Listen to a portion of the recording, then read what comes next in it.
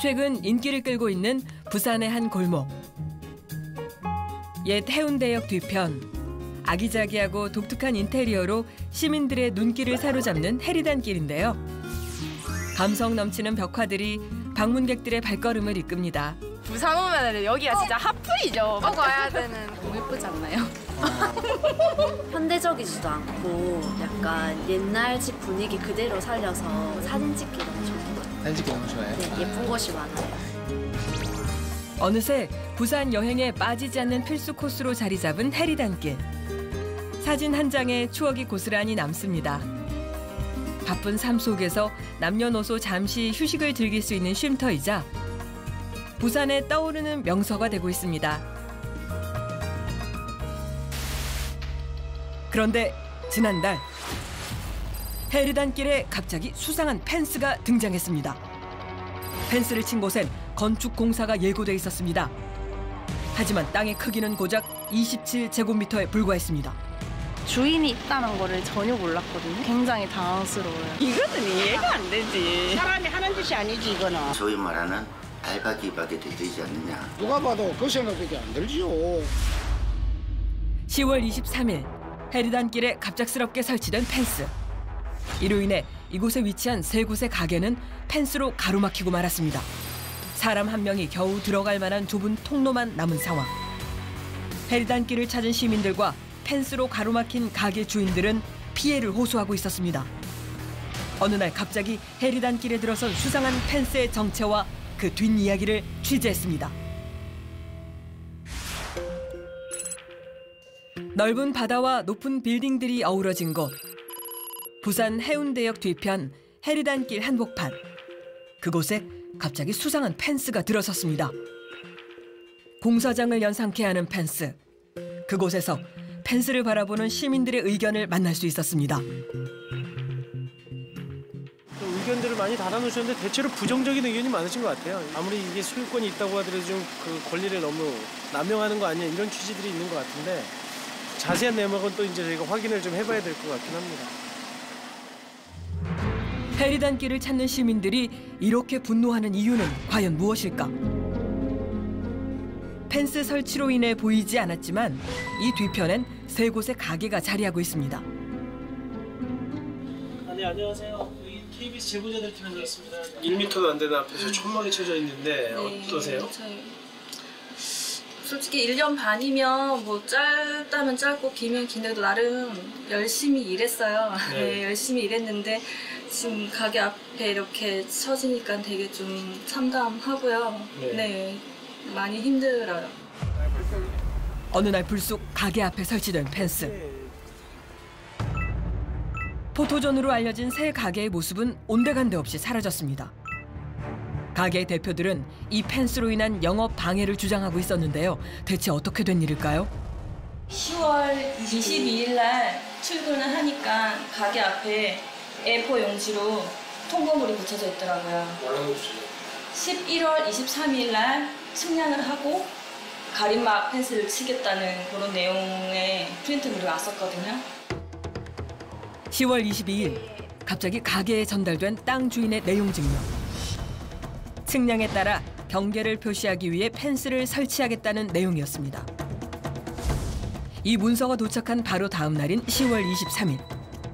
시민들이 자유롭게 통행하던 가게 앞 작은 공터에 중장비와 함께 펜스를 치는 작업이 순식간에 이루어졌습니다.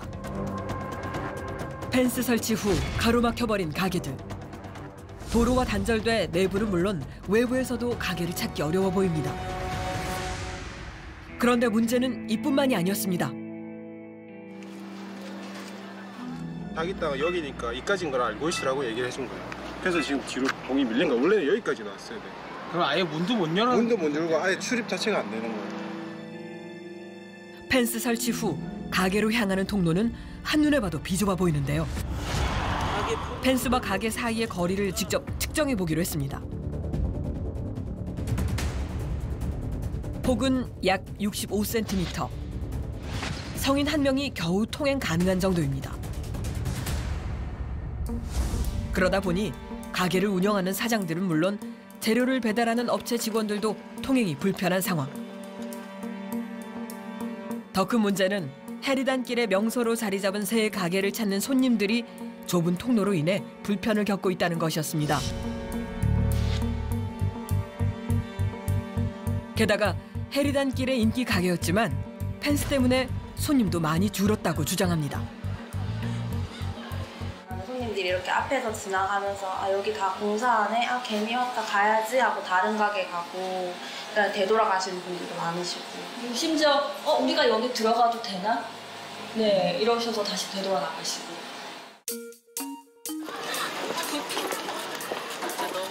깜패긴 한데. 제작진은 시민들의 모습을 잠시 관찰해 보기로 했습니다. 펜스 앞에서 머뭇거리는 한 남자. 여기였구나. 아, 거길 찾아오셨는데도 모르셨던 거예요? 네.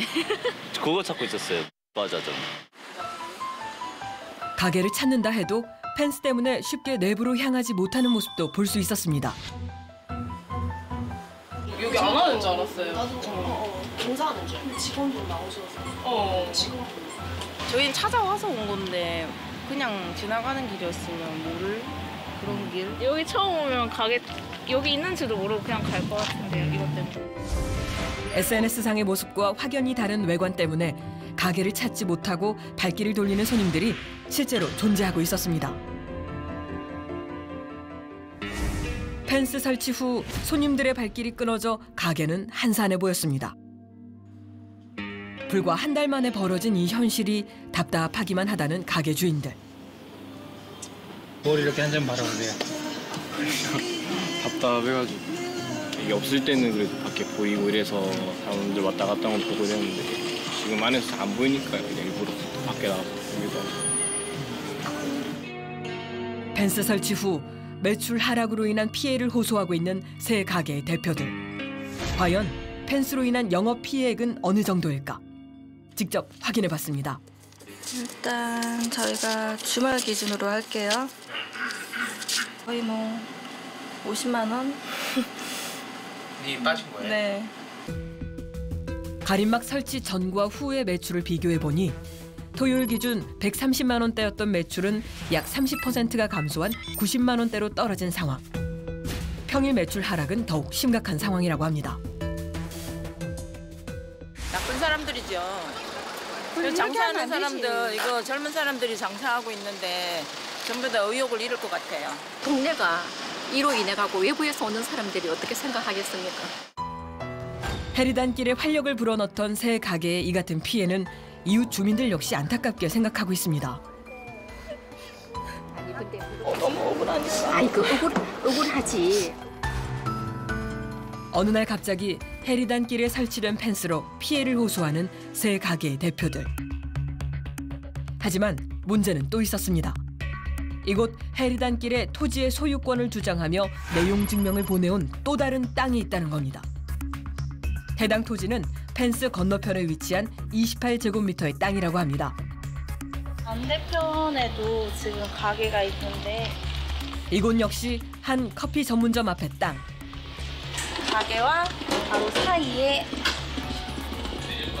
몇 센치 안 되는 요 회색. 네, 요 라인 요렇게. 이것도 그럼 저 앞에 펜스 친 분이랑 똑같은 네, 같은 분께서 저기랑 여기랑 그리고 주택까지 앞쪽까지 이렇게 다 사셨다고 하시더라고요.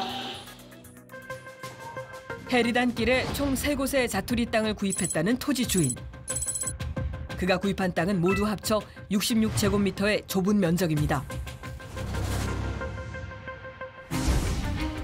도로 옆 좁은 땅들이 생긴 이유는 무엇일까? 해당 구청에 확인해봤습니다.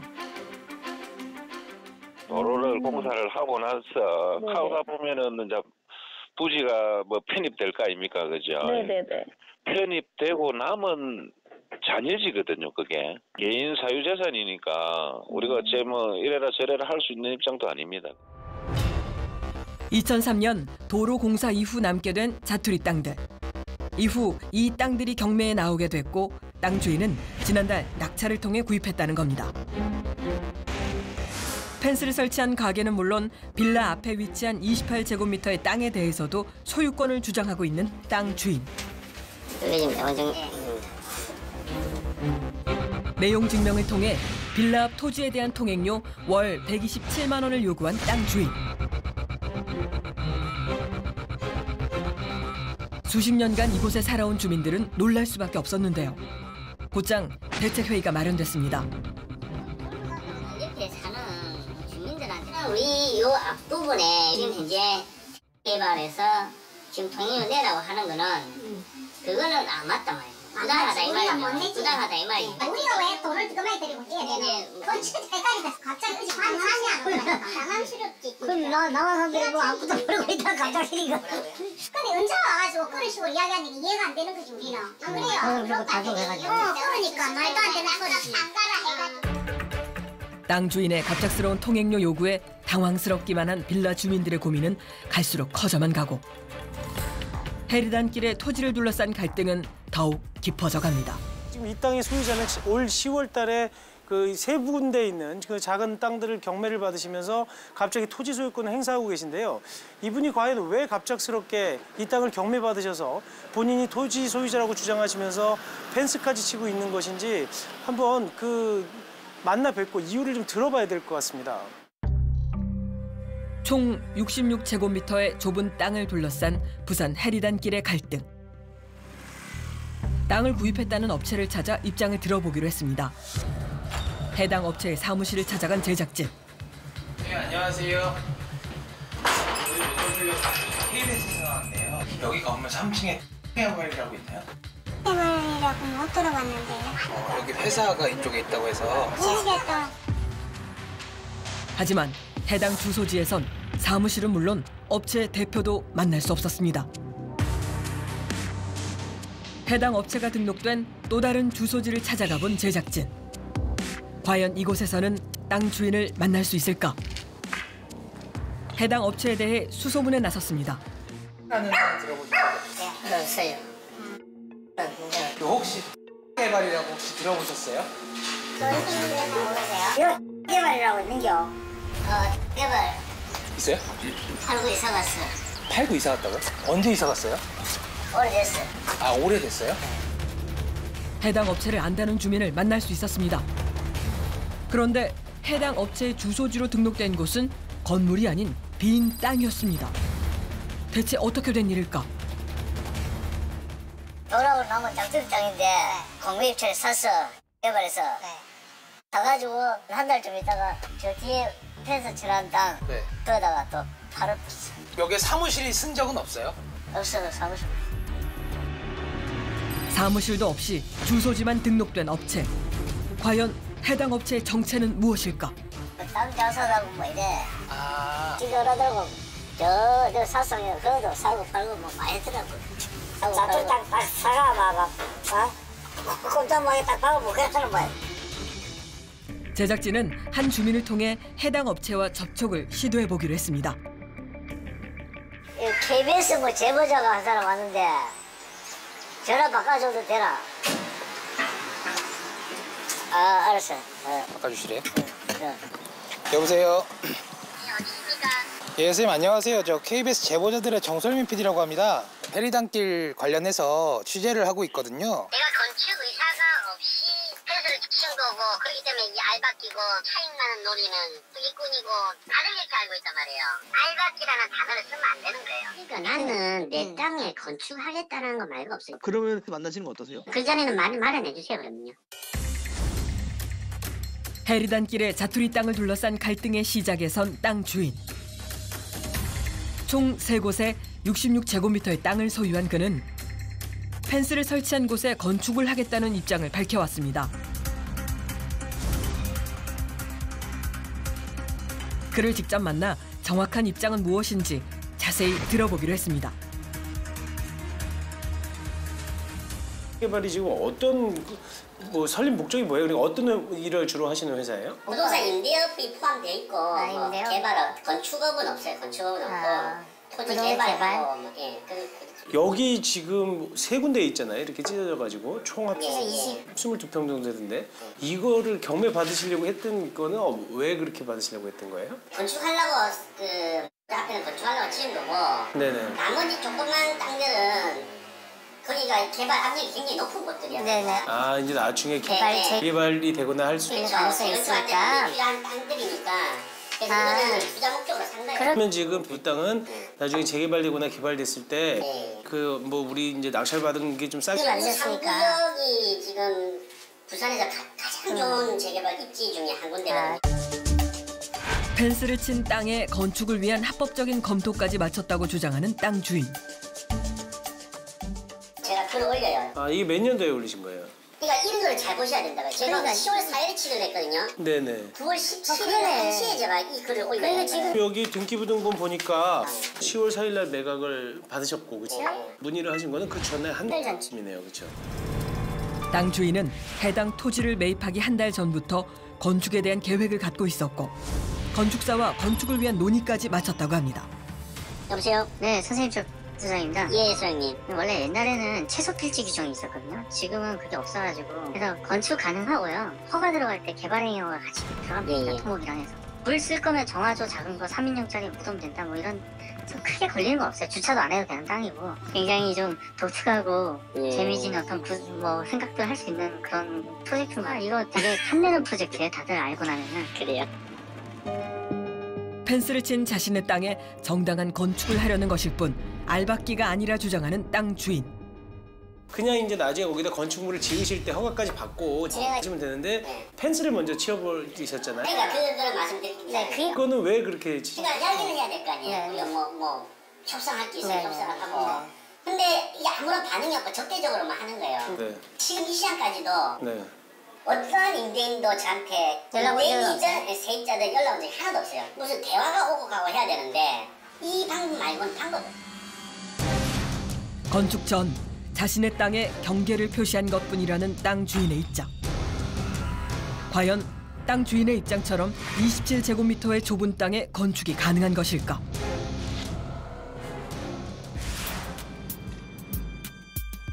우리는 해당 토지의 건축 가능성에 대해 전문가들의 자문을 요청했습니다. 해당 토지의 자료를 검토한 전문가들의 반응은 과연 어떨까요? 기가 막히다 그죠?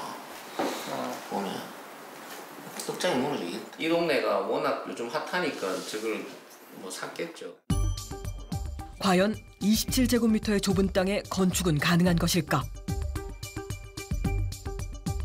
억지로 한다면 건축 행위를 법적인 행위는 가능하고요. 여기에다 건축을 한다면 어떤 종류의 건물을 지을 수 있을까요? 뭐 아주 뭐 사회적 공공성을 가진 아주 상징적인 기념비적인 뭐 행위들, 예를 들어서 시가 한다든지 조형물을 만든다든지, 그런데 그것들이 반드시 이제 이 전체 지역에 대한 공공성에 기여하는 목적인 것들, 뭐 이런 것들이면 충분히 가능하겠죠. 전문가들은 해리단길을 이용하는 시민들의 편의, 그리고 현 가게들과 상생할 수 있는 공공성을 가진 건축물이라면 건축이 가능할 것이라는 입장을 밝혔습니다. 그렇다면 실제 건축이 가능한 것인지 현장 실사를 통해 직접 확인해 보기로 했습니다. 참 어처구니가 없네요, 보니까. 이게 지적도 상에도 사실은 뭐 한 40-50cm밖에 안 되는데 실제로 이제 건물을 짓거나 한다면 이게 높이 올라가면 사람은 심리적으로 더 좁게 느껴지겠죠. 이거는 거의 뭐 불가능한 상황이 아니냐. 아마 법적인 기준에서 이 땅에 지을 수 있느냐 없느냐, 아마 이것만 판단한 것 같아요. 그런데 우리가 실제로 뭐 우리 주변의 가족 중에 이런 땅을 사서 집을 지으려 한다면 건축가가 다 말리겠죠. 그건 불가능하다. 이 같은 해리단길 자투리 땅으로 인한 갈등이 알려지자 많은 누리꾼들 역시 이에 대한 의견을 나누고 있었습니다.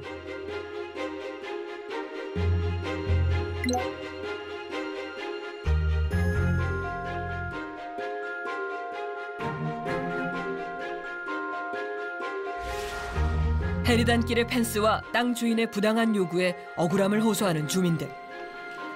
건축 허가를 담당하는 해당 구청을 찾아 자투리 땅 논란에 대한 입장은 어떠한지 이야기를 들어봤습니다. 이런 소규모 토지를 가지고 기존에 살고 있던 아파트가 되든 상가가 되든 지역 주민들에게 피해를 줄 수 있는 이런 행위에 대해서는 건축이 가능하다라고 하더라도 이 건축 허가권자로서 저는 어떠한 일이 있더라도 허가 대상에서 배제할 것이다. 그런 말씀을 드리고 싶습니다. 부산 해리단길의 상징으로 떠오른 세 곳의 가게를 가로막은 펜스. 이로 인해 점주들은 영업의 피해가 점점 커지고 있다며 고통을 호소하고 있었습니다. 갑자기 등장한 해리단길의 펜스로 인한 갈등. 해결책은 없는 것일까? 우리는 피해를 호소하는 해당 가게의 임대인들과 펜스를 설치한 업체 대표의 만남을 통해 해결책을 찾아보기로 했습니다. 개발 이제 사장님이시고요. 그 우리 여기 그 과자점 펜스 설치 후 첫 만남을 가진 임대인들과 땅 주인. 우선 서로의 입장을 확인하는 것으로 대화를 시작했습니다. 제가 의도 자체가 뒤에 건축을 하고자 하는 거지 뒤에 상인들을 장사 못하게 못 살게 굴라는 의도가 전혀 없어요. 뒤에 상가도 잘 돼야지 저도 잘 되는 거예요. 펜스 철거해주면 제일 좋죠. 예, 근데 치워달라고 부탁만 하면 난 치워준다고 했어요. 정중하게 요청하면 펜스는 철거해 주겠다. 예, 그런데 원래 건축허가가 나기로 되어 있었는데 민원이 많다 보니까 건축허가가 지금은 못 해주겠다라고 이야기를 하고 있거든요. 건축 동의서를 오늘 좀 그거는 받아야 되겠다. 그거를 해주시면 오늘 당장에 제가 치워드릴게요. 알겠습니다. 지금 그러면 이제 우리가 그에 대해서 건축허가 동의서를 우리 마음대로 동의할 수는 절대 없습니다. 제가 지금 임의로 바로 결정하기보다는 그 사장님하고 우선 협의를 해가지고요. 지금 그걸 왜 그 세입자하고 협의합니까? 세입자는 아무것도 없기를 원하죠. 그 의견을 우선 한번 들어보셔야 돼요. 그걸 담보로 해서 저희 동의서를 줄 수는 없다고 말씀을 드린 거예요. 그러면은 이야기가 끝난 것 같아요. 건축 동의서를 제시한 땅 주인과 협의가 필요하다는 임대인 간의 입장이 좀처럼 좁혀지지 않는 상황. 그렇다면 이 시각에도 영업이 불가능하다며 고통을 호소하는 세 가게의 피해를 줄이기 위한 대안은 정녕 없는 것일까요? 펜스 기둥 박아 놓으신 거는 2시대. 그 좀 이 그 천막 쳐놓은 거 있잖아요. 자, 그것도 말씀드릴게요. 고민을 많이 했는데 근데 길에 다니다가 사람이 부딪힌다고 판단한 거예요, 저는. 부딪혔을 때 이렇게 좀 부드러운 재질로 하는 게 낫겠다 판단한 거고. 아니, 그 펜스를 빼고 차라리 우리 도로 보면은 빨간 봉 작은 거 이렇게 있는 거 있잖아요. 그걸로 영역을. 그게 더 밤에 가면 더 잘 걸려요. 위험해요. 만약에 안전사고가 나도 뭐 내 책임을 안 돌리겠다 하면은 뭐든 치셔도 상관없습니다. 그러면 지금 말씀하신 안전봉으로 교체는 가능하세요? 예. 방금 그래요? 그러면 네, 저희들이 경계 표시는 반드시 해야 됩니다. 그러니까 작은. 근데 뭐 그에 따른 비용이나 이런 거 제가 될 수는 없고 그거는 뭐 협의하셔가지고. 사장님 딴 말 하시면 안 되십니다. 저희가 만약에 협의를 해가지고 이게 잠깐 높이가 높이 알아서 하세요. 그러니까요. 알아서 하세요. 근데 저 너무 낮으면 오히려 사람 다칩니다. 그 부분은 구청이랑 협의를. 누구 다쳐 내 책임 안 집니다. 그리고 거기에 대한 조건이 그 선동이 상호비방 뭐 이런 거 서로 없게 하고. 네네. 인신공격 하지 마시고. 네네. 우선 가서 저도 사장님이랑 얘기해보고 빨리 진행하도록 할게요. 영업의 피해를 줄이는 선에서 1차 합의점을 찾은 땅 주인과 임대인들. 항상 만나니까 또 풀 수 있을 만한 여지가 있다고 또 느꼈거든요. 그래도 지금 펜스 낮춘다는 것까지 협의한 것도 또 이분 또 너무 또 좋아하시니까 저도 마음이 짠하네요. 협의할 수 있을 만한 사안이 충분히 많이 있는데. 우선 가게를 가린 펜스를 교체하고 낮은 안전봉으로 땅의 경계를 표기하기로 하며 합의점을 찾을 수 있었습니다. 드디어 펜스로 인한 피해와 불편을 해소할 수 있는 것으로 보였는데요. 그런데 며칠 후 제작진에게 도착한 땅 주인의 메시지. 건축 시 임대인들이 방해하지 않겠다는 문서를 받아야만 펜스를 낮추겠다는 입장을 밝혀왔습니다. 이에 세 곳의 점주들은 국민청원을 통해 억울함을 알리며 양측의 합의는 무산되었습니다. 안타깝게도 결국 그 양 당사자의 입장 차이를 좁히지 못하고 당초 가림막을 좀 일부 낮추고자 했던 합의도 무산되고 말았습니다. 그래서 지금 해리단길을 찾고 있는 사람들의 불편함도 여전하고 상인들의 피해도 계속되고 있습니다. 이 사건의 경우에는 소송보다는 대화를 통해서 그 서로 원만하게 해결되기를 기대해 보겠습니다.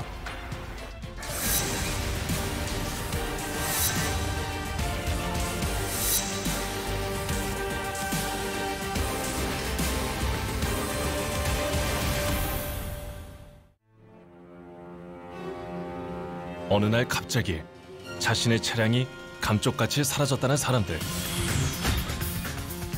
도대체 누가 왜 이런 일을 벌인 걸까요?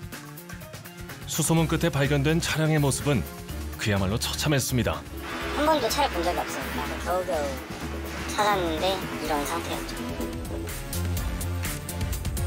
그런데 뭔가 이상합니다. 차를 샀는데 한 번도 본 적이 없다는 이야기. 이 모든 일의 시작엔 한 남자가 있습니다. 오니까 이렇게 폐업이 돼 있고 사람은 다 도망가고 차는 없고. 그 남자의 행방을 뒤쫓는 사람들. 여기는 일주일에 3번씩 와요. 막 아침에도 오고 저녁에도 오고 새벽에도 오고. 아이 차가 죽고 싶다니까. 계속 더 늘어나지 끊지 않을 거란 말이야.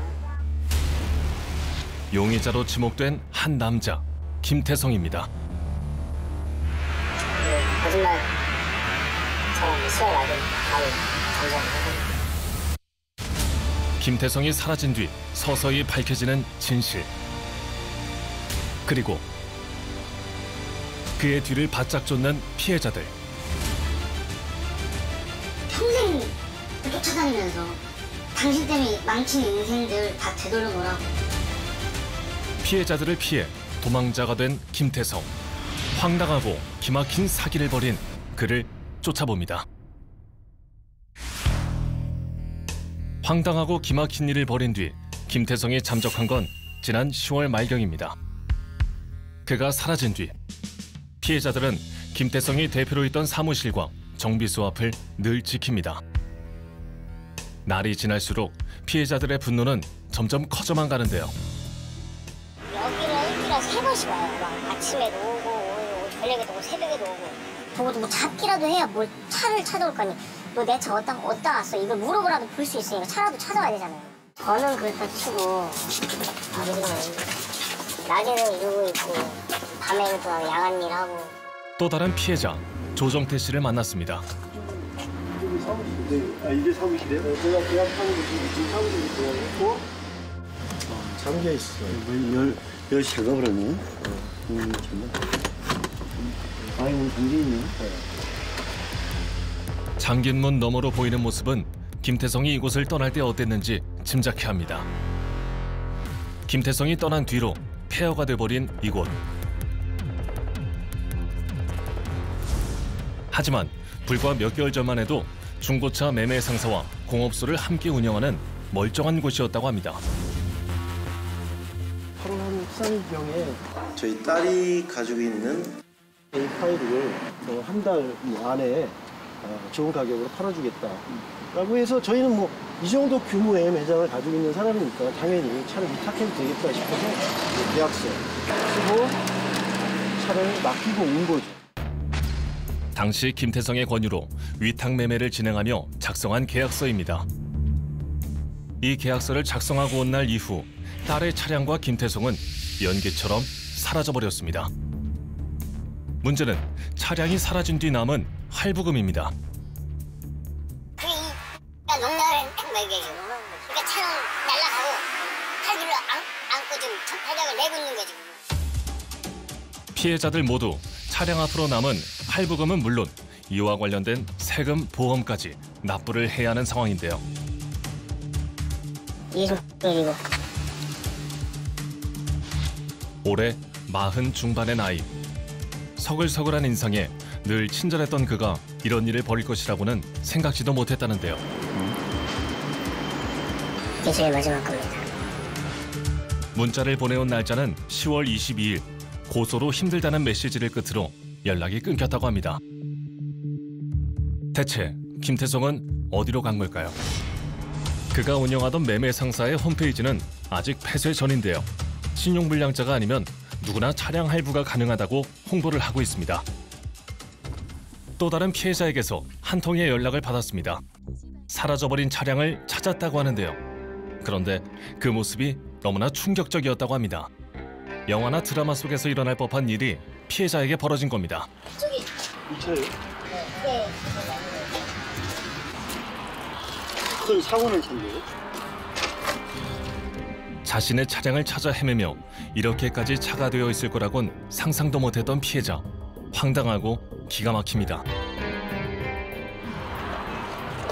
이게 지금 차 얼마 적혀 있어요? 2,500만 원 적혀 있습니다. 한 번도 본 적도 타본 적도 없는 고급 외제 차량. 이 차량을 두고 한 달에 70만 원씩 대출금을 갚아야 하는 피해자. 대체 어떻게 이런 일이 가능한 걸까요? 지금 와서 보니까 이 차는 절대 여행 자체를 할 수 없는 차고 이분이 뭐라고 하면서 얘기를 했어요?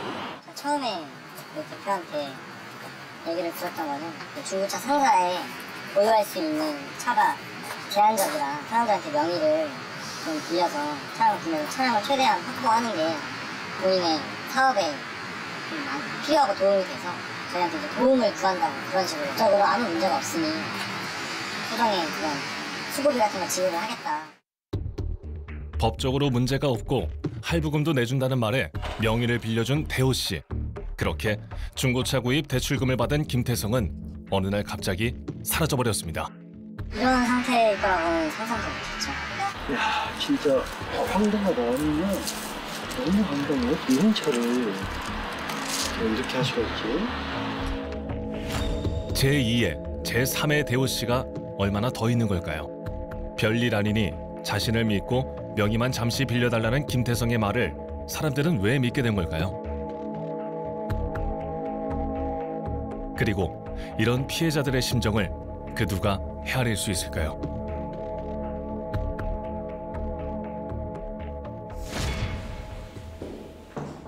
또 다른 피해자 정수 씨를 만나봅니다. 반갑습니다. 네, 여기가 제 방이었었는데 네. 그 사기 피해를 당하면서 어머니한테 피해가 갈까봐 제 짐을 다 빼서 지금 나가 있는 상태예요. 정수 씨는 가족들에게 너무나 미안합니다. 그 비독촉이 아주 심하다고. 엄청 심하죠. 하루 생활이 안 될 정도로 전화 문자가 엄청 많이 오니까 더 이상 이제 내려갈 것도 없고. 이게 지금 현재 남은 대출 원금입니다. 1억 1,200. 네.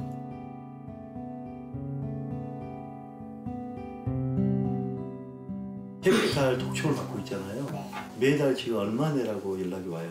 매달 260만 원 정도. 매월 260이요? 일상생활에 어려움을 느낄 정도로 총 3곳의 캐피탈에서 연체 납부 독촉을 받는 정수 씨. 최근엔 소송을 하겠다는 문자도 받았는데요. 김태성의 수법은 같았습니다. 수수료를 챙겨줄 테니 명의만 잠시 빌려달라는 건데요. 김태성의 권유로 총 3대의 중고차를 담보로 대출을 받은 정수 씨. 그 뒤 한두 달 할부금을 내주는 듯 했으나 이내 연락이 뜸해지고 아예 끊겼다고 합니다. 아니 그 가로막고 내 돈 달라 그렇게 한번 하지 그랬어요. 영업방해를 신고한다고. 그런데 어떻게 그래요? 차를 달라고도 해봤는데 이거 내 차인데 왜 달라 그래요? 이해가 안 가죠. 제 명의로 돼 있는데. 할부금 납부와 함께 대출을 정리해달라는 정수 씨의 간절한 문자 메시지. 돈을 보내달라는 문자엔 간단히만 답했던 그가 처음으로 장문의 메시지를 보내왔습니다. 바로 고소를 하겠다는 소식을 듣고선데요. 감당할 수 없는 돈이 저한테 남아있고 그러다 보니까 너무 힘들어요. 진짜 극단적인 생각까지도 했었거든요. 와 진짜 죽어야 되나 이런 생각까지 했었어요. 버릇처럼 오늘도 전화를 걸어봅니다. 전원이 꺼져 있어 삐 소리 후 소리샘으로 연결되오며. 생각할수록 김태성을 만난 그날이 정수 씨는 너무도 후회스럽습니다. 그날 밤 정수 씨는 김태성의 집을 찾았습니다. 김태성의 연락이 끊긴 뒤로 혹시나 마주칠까 싶어 시간이 날 때마다 찾는다고 하는데요. 한참을 떠나지 않는 정수 씨. 뭐 혹시라도 뭐 행방을 좀 알 수 있을까 해서 지금 맨날 며칠째 지금 계속 와서 이렇게 지켜보고 있는 중이거든요. 김태성의 잠적이 길어질수록 피해자들의 속은 까맣게 타들어갑니다. 지난 10월 말경 돌연 잠적한 김태성. 김태성의 행방을 알아보기 위해 그의 중고차 매매 상사와 공업소 주변을 찾았습니다.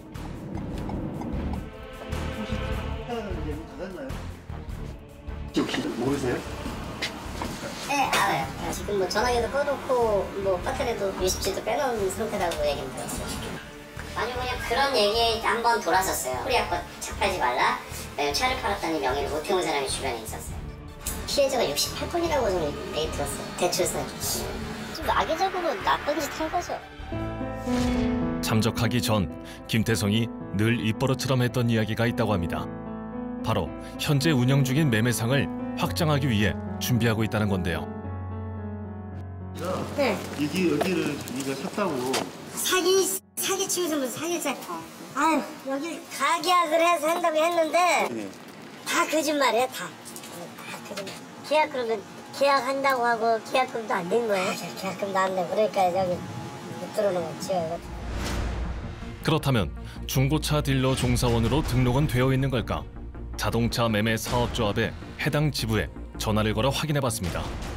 그 친구는 뭐 이제 사원도 아니고 아무것도 아니고 2019년 6월 25일에 퇴사했네요. 사원증 없이 알선하고 거래를 한 거잖아요. 네. 그거는 이제 뭐 자동차 관리법 위배도 되고 뭐 형사처벌도 하죠. 다른 지역으로 또 가면은 중고차 매매증을 또 다시 발급을 받을 수 있는 건가요? 그렇죠. 가능한 거죠. 혹시 그를 만날 수 있을까요? 우편물에서 확인된 그의 이름. 동네 주민에게 물어봤습니다. 몇 명 왔어요. 이사 가서 얼마 전까지 안 돼요. 몇 개월 됐어요. 대체 어디로 가야 김태성을 만날 수 있는 걸까요? 김태성의 병합 수사가 진행됨에 따라 해당 경찰서엔 전담반까지 꾸려졌습니다. 많은 사람들을 울린 악성 사기에 대해 사태를 심각하게 받아들인 경찰.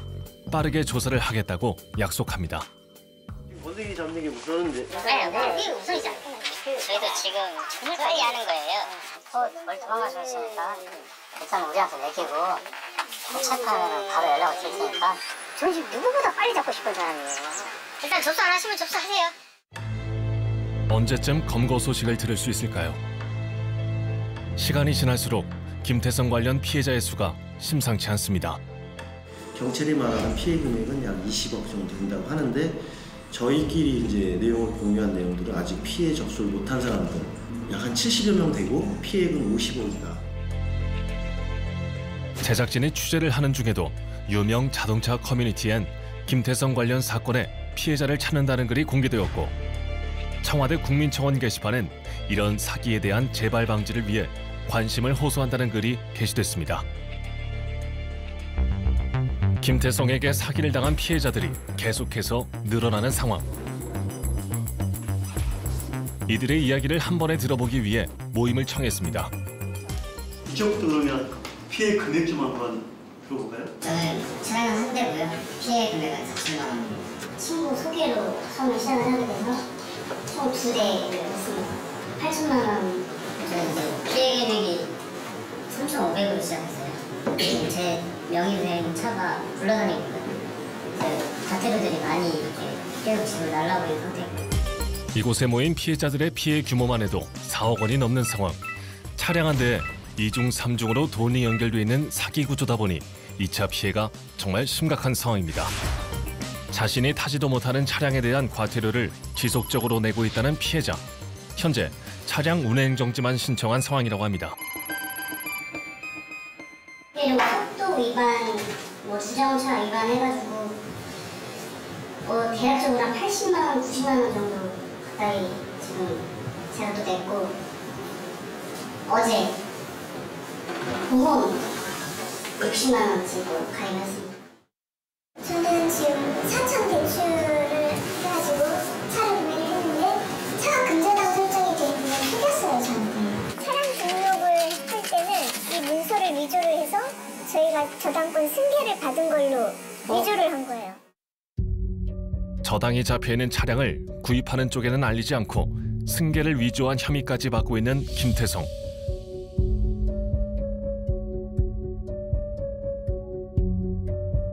김태성은 할부금에 대한 연체료 납부를 독촉하는 피해자에게 이런 이야기를 했다고 하는데요. 여지껏 이렇게 할부해서 지금 내가 할부 낸 금액이 4억 몇 천이더라고요. 또 할부하면 내가 차 대당 편찬 금액이 있잖아요. 편찬 금액이 2억 5천. 난 그 2억 5천을 쇼룸에 상사에 보증금을 걸었고 진짜 고소한 사람들도 또라이고 근데 집행유예도 저한테는 큰 타격이에요. 그리고 내가 5점이 남기잖아요 중고차에.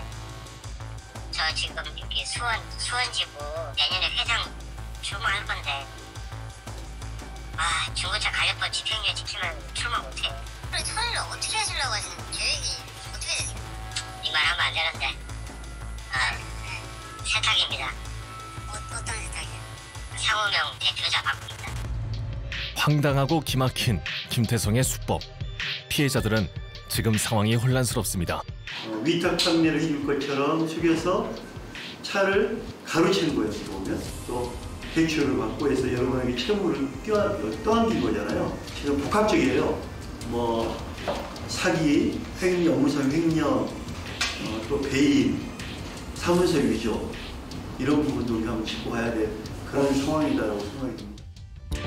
하루아침에 사라졌다는 피해자들의 차량, 위탁 판매 조건이었던 차량, 명의를 빌려주는 조건이었던 차량 등 피해자들의 차량을 조회해보기 위해 한 중고차 매매 상사를 찾았습니다.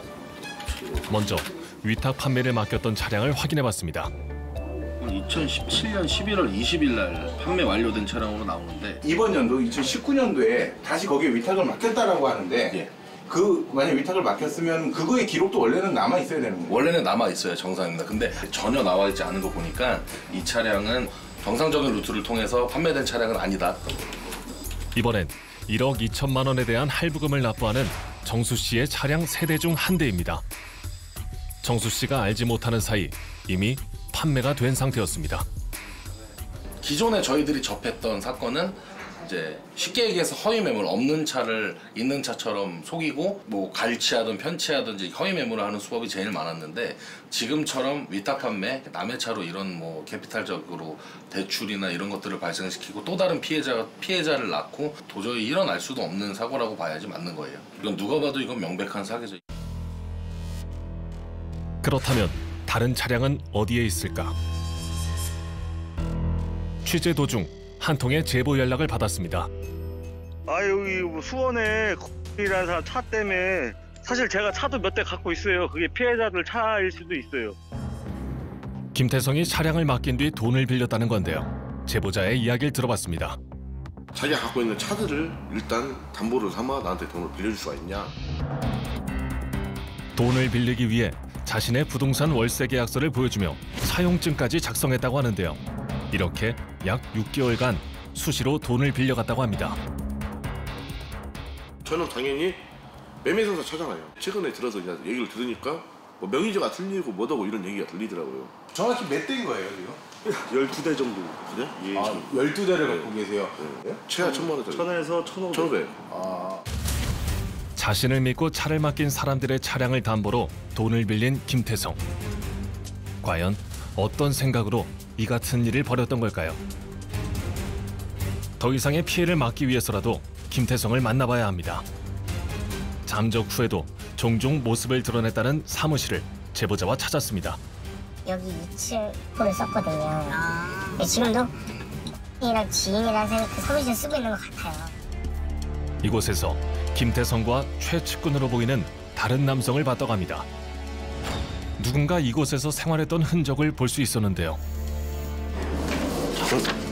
이런 식으로 등록증 저쪽에도 엄청 많아요. 김태성을 봤던 그날에 대해 물었습니다. 저기 하루에 독촉하는 사람들 하루 종일 찾아와서 여기 임시로 쓴다 라고 얘기를 했던 거죠. 그때 여기 앉아있었고요. 여기 앉아있어요? 여기 앉아서 업무를 보는데 그때 또 다른 남자분 2분이 여기 와 있었고 그리고 그때 저기 앉아있었고. 가장 최근까지 김태성과 함께 일했다는 최측근. 법원 등기부 등본상 현 대표로 있는 이종민 씨입니다. 과연 그는 김태성의 행방을 알고 있을까요? 피해자들과 함께 이종민을 만나보기로 했습니다. 김태성이 사라진 뒤 그 누구보다 힘들었을 피해자들. 작은 행적이라도 알기 위해 수많은 노력을 해왔을 텐데요. 이종민 씨를 만난 피해자들. 그동안 쌓였던 질문이 이어집니다. 10월에 딸 초반에 교육이랑 같이 있어요. 그 뒤가 행적이에요. 지금 정확히 어디 있는지 모르겠어요. 같이 일을 했다고 했잖아요. 그러면 그 차에 대한 처분이라든지 그런 거를 전혀 모르세요? 네. 아무도 저한테 얘기를 안 해주세요. 네. 하나도. 대표이실 때문에 뭐 사인해서 부담을 주고 있을 거 아니에요? 아니요, 저는 전혀 한 거 없어요. 아니, 대표는 이 차가 어디로 간지, 어차피 대표인데.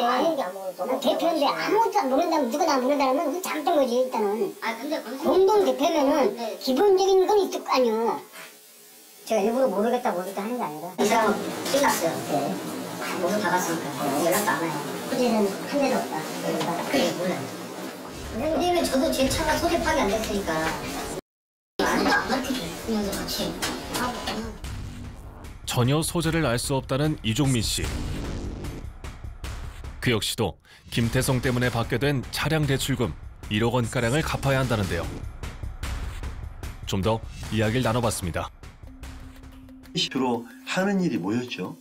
차량 판매하는 게 주 일이었는데 명의도용을 해서 차 할부금을 일으켜서 거기에 남는 그 돈들을 자기가 다 이렇게 쓰고 있는 그런 일들을 했고요. 돈 관리는 어차피 본인들이 한 거기 때문에 저도 확인할 수 있는 방법은 없습니다. 저도 하루빨리 잡혀서 이 일들이 빨리 저는 정리가 됐으면 좋겠고요. 고소건들이 많은데 자기가 일단 나서야죠. 그야말로 김태성의 행방이 묘연한 상황. 뭐 좀 물어보려고요. 혹시 잘 모르세요? 네, 알아요.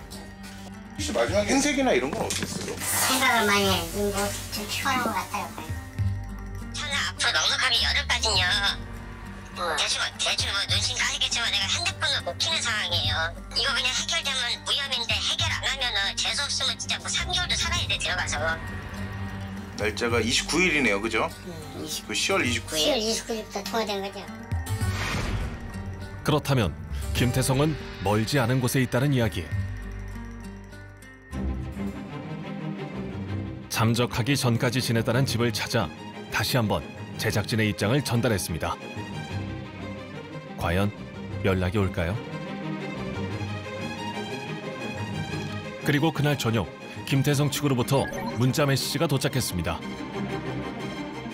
문자의 내용에 따르면 그동안 대출금을 받은 피해자들의 돈을 갚는데 약 4억 4천만 원을 사용했으며 사업을 확장하는데 돈을 사용했다고도 밝힙니다. 그리고 피해자들의 차량을 회수하겠다고 약속을 합니다.